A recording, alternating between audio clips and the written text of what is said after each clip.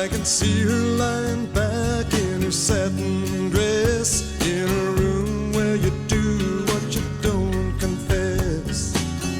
Sundown, you better take care if I find you've been creeping round my back stairs. Happy Homebrew Wednesday. This is not a homebrew, but I will integrate some homebrew into this video before it's over. This is Crom's Beard, an IPA from Three Floyds. Cheers.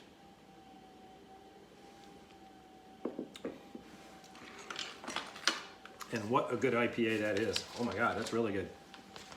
It's a single hopped with Strata, I think. It's a good one. I like it. It's very good. Wow, that was it surprised me. I don't know why it surprised me. It's a damn good IPA. I mean, really, it looks like it's just a really good IPA. Look at the frothy head on there. It's like sticky, it's got lacing. It's got a great aroma. Strata hops. I'm gonna have to, I think I have some in my freezer. I haven't used it yet. I've had it forever. I think since, dare I say, a homebrew convention.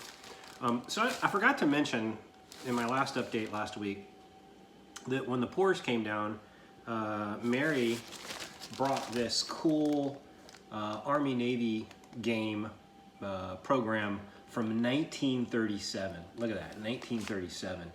And she was going through it with me and showing me some of the interesting commercials or ads in the program. And it's funny, one, what the teams looked like back then, you know, the stuff that they wore. But the ads were kind of, I don't know, say a little on the chauvinistic side. I guess that was kind of the way things were done back then. I'm trying to find an example of one. Oh, those cigarette commercials all in them. And there's a good example of one that was kind of chauvinistic. Let me see if I can find one. Well, maybe I should have spent some time kind of going through this before I look at this. Get a lift with Camel. That's back when cigarette smoking was glamorous. She's got her lipstick on and everything. Look at this. I'm tired. Let's take the Cadillac. That's funny. Yeah, so I can't wait to go through this like cover to cover, but I need to take care of it. There is some really good ads in here. But anyway, this is a program from the Army-Navy game, and it's just really cool. Yeah. I'm sorry, I'm getting distracted. This is so cool. Thank you again, Mary, for bringing this down. This is awesome for the Army-Navy game this year. If I have some guests over, we're gonna go through this as kind of pre-game activities. But I need to take care of this thing, because this thing, she's had it, I forget the story she told me about. It had been stored with some stuff, and she said, you know, I bet Mike would like this, and she was exactly right. It is gonna have a place of honor down here in the Dean's List cave, because the Army-Navy game is always like high drama. We've had good ones, and I think this year we're set to have another one. So we beat Air Force. We beat Air Force. I think Air Force has already beat Navy, and then last week we crushed Becknell, something like 63-10 or something like that. So I think we're set up well to have a good showing for this Army-Navy game. And the cool thing is, you know, we're still doing kind of the triple option defense or the triple option offense, but we're starting to integrate a lot more passing into the run game. You know, sometimes, normally if it's like, I don't know, 3rd and 17, it's an obvious pass situation, depending on where we are on the field. You know, that's like the one or second time the quarterback would ever throw a pass, and much doesn't usually happen with it. But now you'll see them come out sometimes on 1st and 2nd downs, not as much as other teams, but they'll come out and throw some deep routes, and it's really cool. It's really cool when we start to have like a through-the-air game, along with the constant, rushing, with the triple option, like running towards the wing. So anyway, I digress. This is a damn good IPA. So I did a thing this weekend. I did on Saturday, I brewed an Irish Red. It's Irish red I affectionately call Remorseful Leprechaun. This Remorseful Leprechaun, normally it comes out almost as an Imperial Leprechaun. Comes out around 8. So I wanted to tone it down this year, so I cranked the gravity down and adjusted the proportions so that it's hopefully going to be around a 6.5%er, I think is what it'll end up being. Although I'm not, again, I'm not completely used to doing fermenting in this G4 fermentator yet, so we'll see how that impacts it, where I'm not using a carboy or a plastic bucket. But the brew day went well. I modified the grist a little bit, so I had about 8 pounds of Marisauder. I think I had a pound of Munich, a pound of Carapils, 12 ounces each of special roast of, what's the other ones I used? 12 ounces each of special roast, 12 ounces of melanoidin. And melanoidin, if you've never used melanoidin, it does great things for malty beers. I've talked about this. It's been a while since I talked about it, but I love malty beers. I had a really good Oktoberfest from Josh when SJ brought the traveling growler down, and it was really, really good, really malty. But the melanoidin, when you use melanoidin in malt forward beers, it just does wonderful things. You don't use too much. Like if you start using over a pound, you're gonna have it's gonna be too intense. But if you can use about half a pound, 3/4 of a pound in a good malty beer, it does some great things. I should probably use some in a barley wine next time I do a barley wine. And then there was 12 ounces of something else, I don't remember. And then I added, what else? I put in about a quarter pound, 2.5 ounces of chocolate rye malt, I think is what it was. And I just did that to kind of get the color up a little bit, kind of make it mid-range in the color. So you'll see when I start sparging into the boil cap. I love doing Irish reds. I mean, look at that color. That is so cool when your recipe comes out and it's that red. That is awesome. The color was like brilliant red. It was really nice. And it turned out to be a really, really good beer. I went a little bit over my gravity, so I wanted to be 1061. I came out 1064 or 1065, something like that. Or maybe, no, I wanted to be 1064 and I came out 1065, something like that. I can't remember. So yeah, I was within 1 point, I think, of my gravity, so that was perfect. And a little bit better than the target. So that's good. And so I put it into the fermenter. I did a starter this time, so I put, 2 little 4 ounces of DME, or I don't know, whatever the little yeast starter bags is. I used 2 of those, and that made about a 1.5 liter starter. So I did that 2 days before the brew day. So I had a nice starter, pitched it in there, and I put a blow-off tube on it. And even though it was a starting gravity of like 1055, it blew through the, was it 1055 or 1065? 1065. Yeah, I'm sorry. My OG was supposed to be 1051, and I went over, 4 points over, and then my target gravity was 1064, and I hit 1065.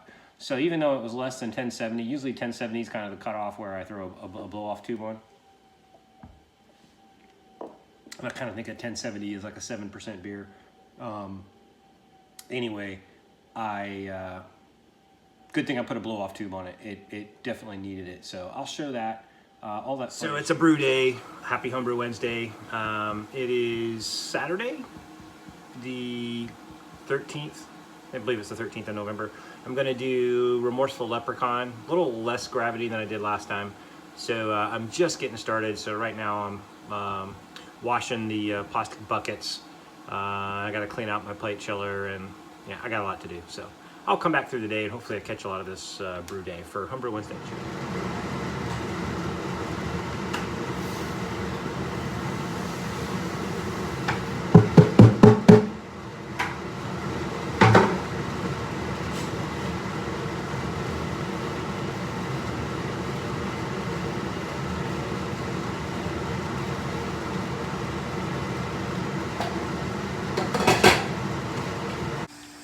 Okay, nothing exciting. I'm just underletting right now. I was at about 174.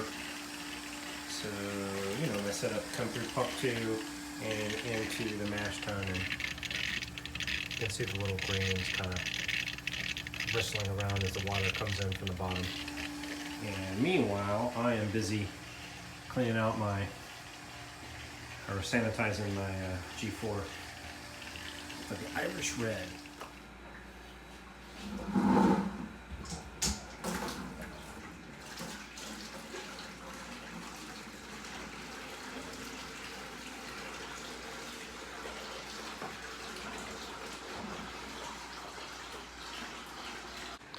Okay, I am now about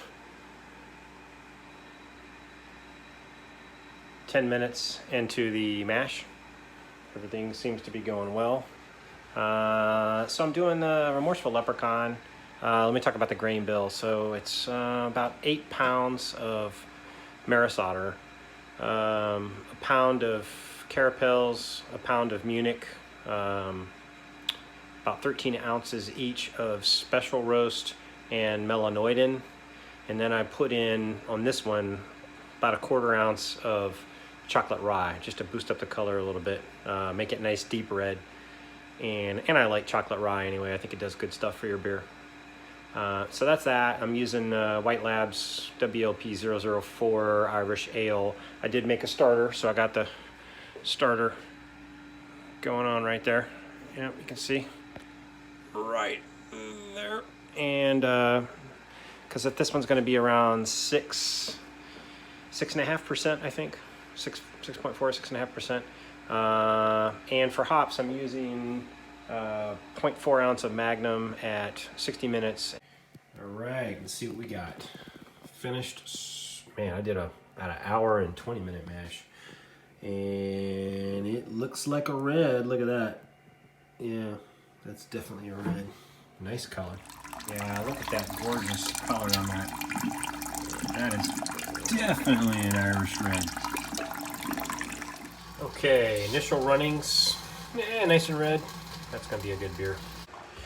Okay, so it's a good day. Well, first of all, Army is beating Bucknell 28, I want to say 28-0 last time I checked. And I'm doing this Irish red, and it is coming out really nicely. Look at that color. Oh, just a really nice brew day. Everything's going well. Well, only snafu I had was, you see the thermal, I'm here, sorry, get my nose out of there, the thermal cables. The one on the bottom is the fancy one that I bought that works really well. I had one that was black that went on the top, but it malfunctioned, so I had to replace it with one of my older cables, so I guess I'm gonna have to order another one. Those things short sometimes, so it's always good to have some extra if you have an electric brewing system. Might be a good piece of advice.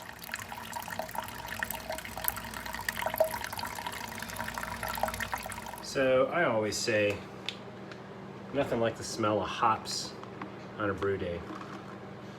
Even Magnum, even a bittering hop smells nice. So I need, let's see, what do I need? Sorry, I need 0.4 ounces.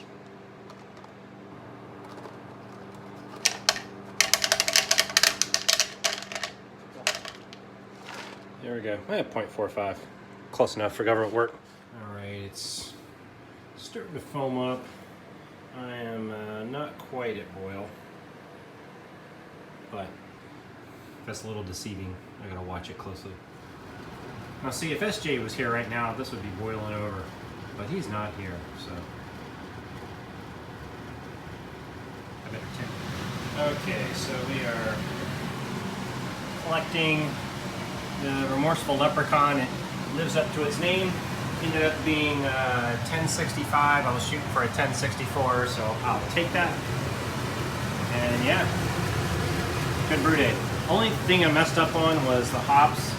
I was supposed to put in 0.4 at an hour, and I wasn't paying attention, and I poured the bag in, which was 0.6. So I didn't put any Fuggles in, so it was only Magnum. So it ended up being a 27 instead of 21 IBU.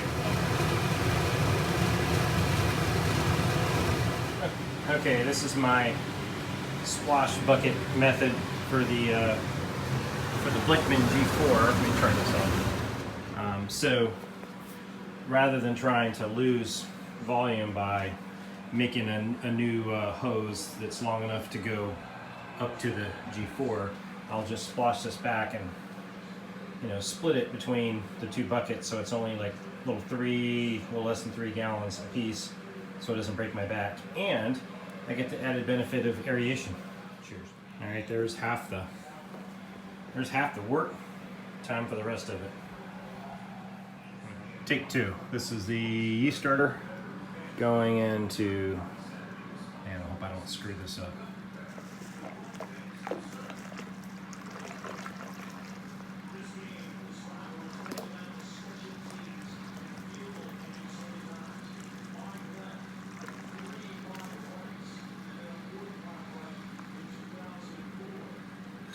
There we go. Woo, almost messed it up.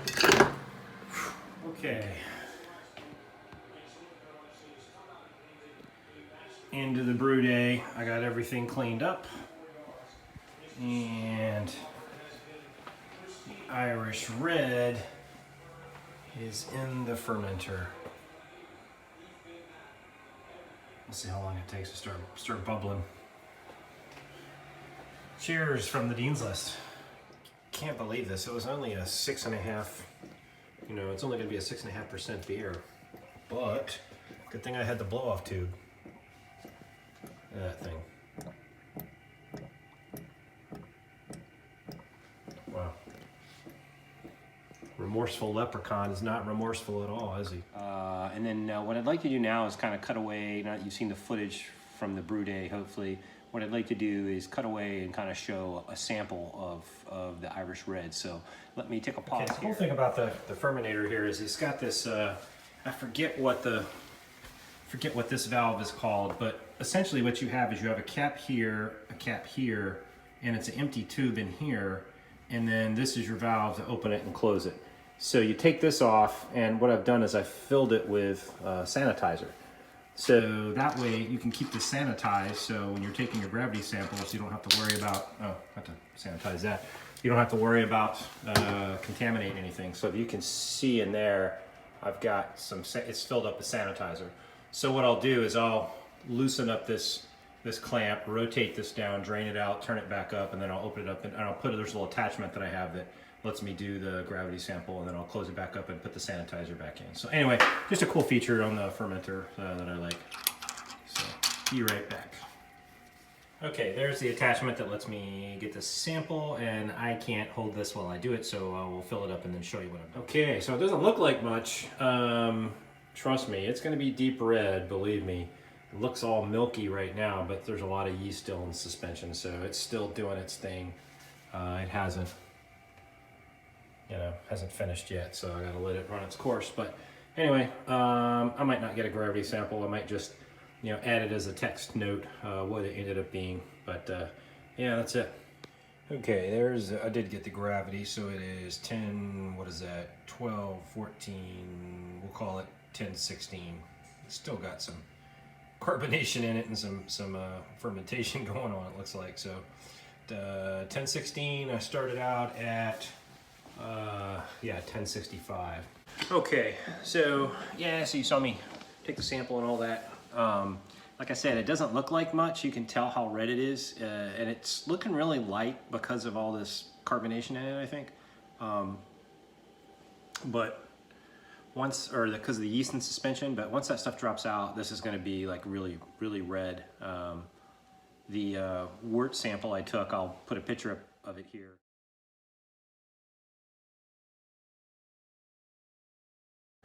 It was really, really red. So it's weird how light it gets with all this yeast in suspension.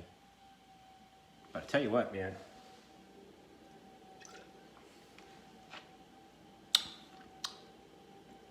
It definitely has that perfect Irish Red taste. So it's going to be good. It's nice and clean. Even though it's got all that yeast floating around in it, it's got a nice, good, kind of bready.